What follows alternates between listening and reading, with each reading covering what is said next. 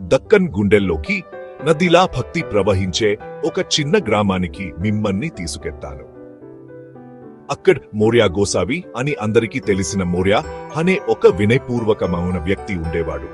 అతను చిన్నతనంలో ఉన్నప్పుడు కూడా అతని తల్లి అతనితో ఇలా చెప్పేది, నాయనా, గంపతిని నమ్ము, ఏ అడ్డంకి నీ దారికి అడ్డురాదు.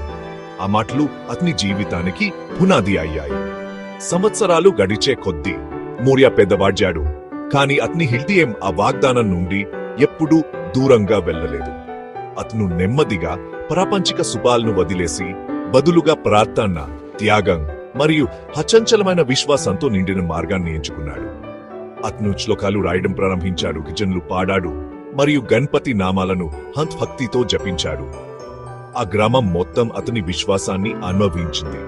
కష్టం వచ్చినప్పుడల్లా ప్రజలు అతని సాధారణ గుడిసెకు వచ్చి అతని ఆశీర్వాదం కోరేవారు. మోర్యా గోసావి, మమ్మల్ని ఆశీర్వదించండి అని వారు వేడుకునేవారు. అతని స్వచ్ఛమైన భక్తి వారి మార్గాన్ని ప్రకాశవంతం చేస్తుందని ఆశిస్తూ, నిజమైన భక్తి కేవలం ఆచారాల గురించి మాత్రమే కాదని మోర్యా నమ్మాడు. అది సమర్పణ గురించి, అహంకారాన్ని వదిలేసే గణపతి జిక్కానం ప్రతి అడుగును మార్గనిర్దేశం చేస్తుందని నమ్మడం గురించి.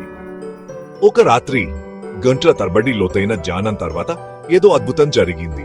గ్రామం నిశ్శబ్దంగా అతని చుట్టూ అలుముకున్నప్పుడు మోర్యా తన కలల్లో ఒక దర్శనం చూశాడు. గణపతి స్వయంగా కనిపించాడు.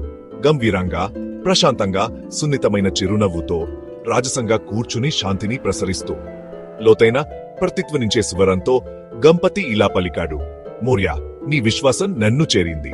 నా నామాన్ని జపిస్తూ ఉండు. నీ ప్రేమ ఈ గ్రామానికి మించి వ్యాపించనివ్వు.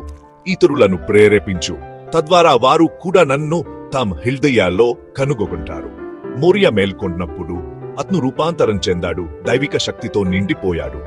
ఆ రోజు నుండి అతను పాడిన ప్రతి ప్రకటన గణపతి బాప్పా మోర్యా అనే పేరును కలిగి ఉంది. అతని భక్తి గ్రామ్ పొప్లాల నుండి దూర ప్రాంతాలకు ప్రతిధ్వనించింది.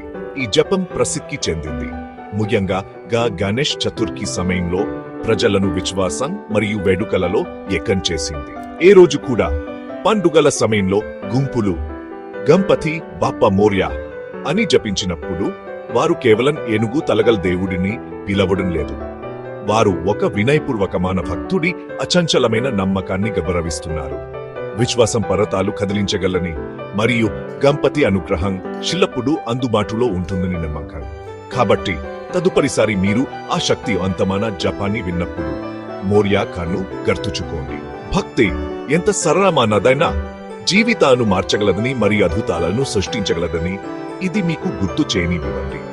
మనం నమ్మితే, సమర్పించుకుంటే మరియు ప్రేమతో జపిస్తూ ఉంటే గణపతి బాప్పా మోర్యా